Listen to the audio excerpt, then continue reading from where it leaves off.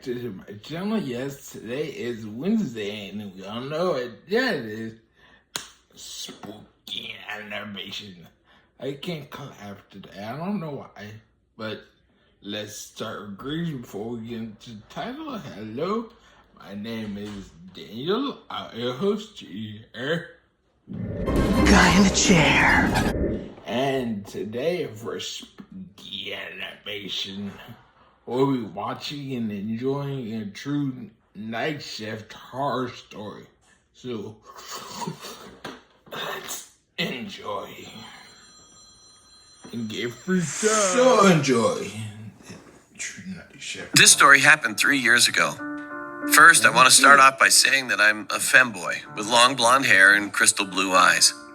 I always get mistaken for being an actual girl due to me being 5'5" and very petite.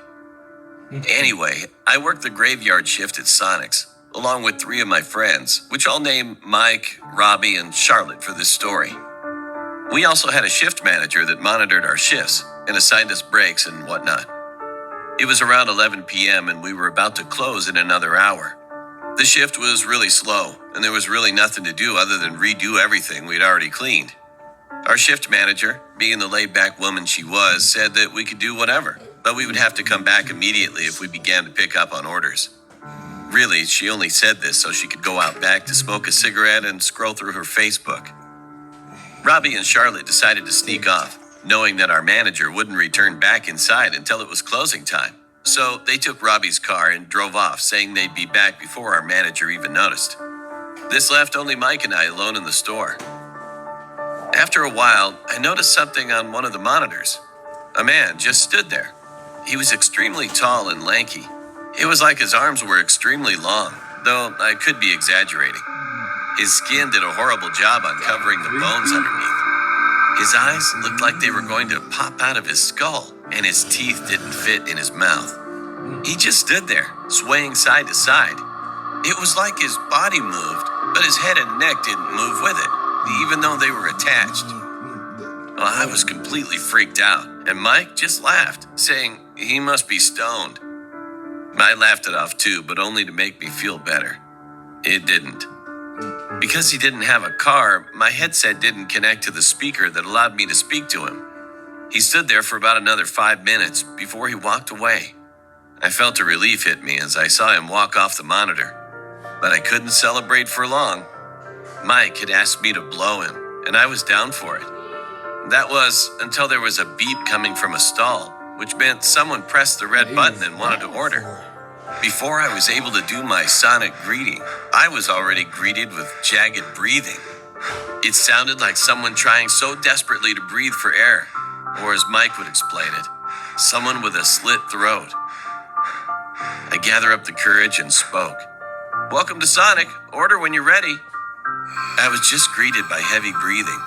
I felt all the hair stand up on my arms. I repeated it again in case he didn't hear me. Just more breathing. After a while, I just hung up because I was getting freaked out. It was 11:30 p.m. by now, and Mike and I began to gather our stuff together due to it being almost home time. We both heard the back door open and close, and we figured it was just Robbie and Charlotte sneaking back in before our manager came back to say we could clock out now. "You guys are early," Mike called back there. No response. "You guys back there?" Mike called. Still no response. I could see Mike getting irritated. He marched back there while saying, "Hey, I'm speaking to you guys. Mike got quiet. I went to him to figure out what the hell was going on back there. As I stood next to Mike, I saw why he went quiet. It was that man from outside. He'd gone through the door our manager usually cracked open so she didn't get locked out while out in the back. He just stood there, staring, his eyes wider than ever. White stuff bubbled from his mouth. He pulled out something from his back pocket. It was a knife. Mike and I were both frozen, not knowing what to do. The man pulled up his sleeve, revealing his extremely long and bony arm. He then begins cutting himself while making that same gasping noise along with a blood-curdling scream. He screamed so loud, I screamed in shock. Then he turned and limped toward the door. one leg walking while the other leg dragged behind. Mike and I just stood there. It wasn't long before Charlotte and Robbie walked in, filling the silence with their laughter. They looked at the terrified look in our eyes, and we immediately told them everything. At first, they didn't believe us, but I guess the tone and look of our faces showed we weren't lying. Soon, our manager walked in, asking if we were ready to leave. I asked if we could replay the outside tape from an hour ago, and she agreed.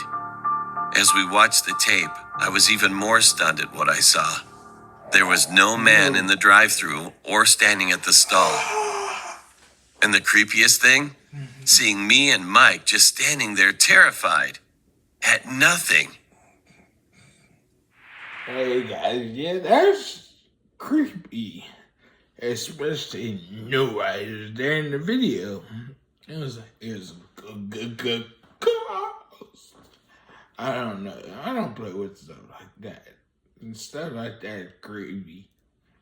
But hey, at least nobody got hurt.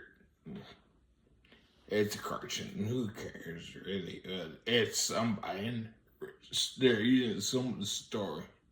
So, hey, at least that happened. And nobody got hurt. But still.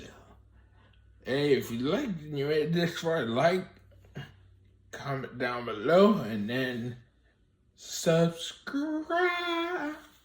And I'll leave you with this number right here. Here and now.